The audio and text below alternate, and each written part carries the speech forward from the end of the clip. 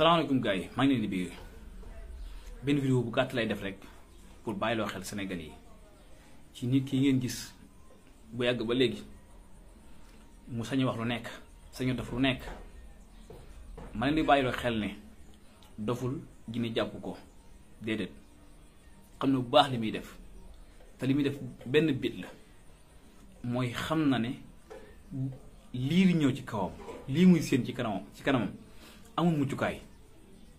amul muccukaay xool nag gauche xool droite xool biir xool biti xool kanam xool ginnaaw xam ne lii amul muccukaay ala kulli aal bu ko fekkee du baax ci moom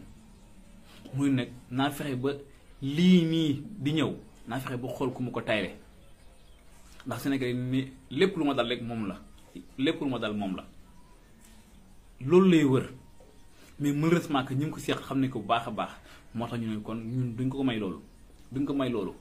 dañ ko bàyyi ba liy ñëw ne rëla ci kawam ñëpp xam ne lii jëfam la jëfi démbam moo ko dab lim noonu nëbbu moo feeñ li Sénégalais yi xamul woon tey loolu la Sénégalais yi xam léegi nag pour éviter Sénégalais yi xam pour éviter Sénégalais yi gisal seen bopp pour éviter ñëpp xam moo tax muy xool ci ginnaaw ko mu làqatu malheureusement kenn du ko may xam ngeen ne kii bu doon def politique bu nekkoon ci politique depuis des années yaa ngi wër pour nekk candidat depuis des années yaa ngi wër pour dem élection chaque fois ñu kale la nga nag kii moo la kale kee moo la kale nga dem ba ñu indil la ay élection ubbil la ko nii sans dara sans condition nga mun ci bokk nga ne yow benn adversaire nga am te moom mooy sa rival kooku yi dem élection yi ne man ànduma ak benn parti coalition sama parti lay demal képp ku bëgg ànd ak man da ngay ñëw dugg sama parti mais doo demee sax ak sa parti du ma dem ak allié yow au lieu que nga def ni moom defoo ni moom déedéet nga dem di bokk ay coalition soo demee bay bokk ay coalition comme que nee nga yow yaa ngi woo ci bopp opposant chef de l'opposition opposant virulent yaa ki gën a taxaw fu mu doon ci opposition bi kon nga ne man képp am na kii maa ngi allié ak yow man maay nekk tête de liste ñu def la tête de liste wala sax nga nekk boog deuxième position wala nangam xool loo war a mën a doon mais nga jëli 11e position kenn xamul lu mu bëgg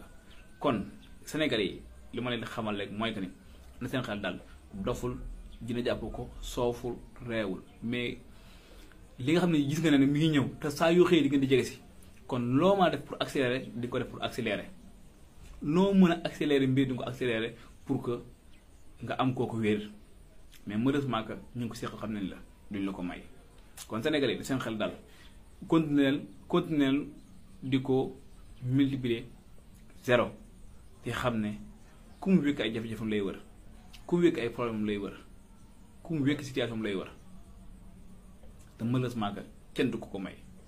bàyyi leen ko fii muy aalu di xaacu di yooxu di wax lu ko neex comme que ñi mu koy waxal xam nañu ko comme que ñu koy waxal gis nañu ko comme que ñu koy waxal dégg nañu ko te ñoo ñu gën a xam nañ def ni ñoom rek multiplier ko 0 bu demee ba gisul kenn ci ay mbokkam wala xaritam ay jegeñaaleem ku mën a ànd ak moom ci li muy def mu konne di ko def te teewul mu konne di ko def kon xam ngeen ne moom xam na li muy def bu baax a baax kon gars yi bu leen kenn sonal salaamaaleykum